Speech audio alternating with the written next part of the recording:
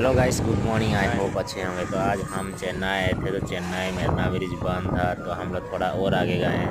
तो वहाँ का बीच मतलब पूरा ओपन था और मतलब बंद नहीं था। तो गाइस हम लोग थोड़ा समुद्र का वीडियो बना लिए। तो देख सकते हैं इसमें इतने ऊंचे ऊंचे लहरें आ रहा है।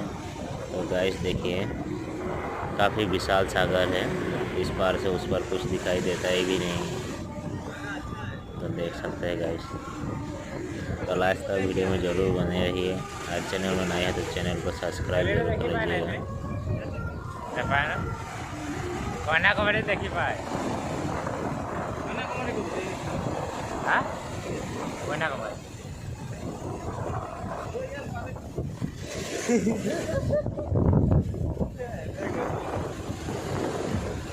पानी मान देता है।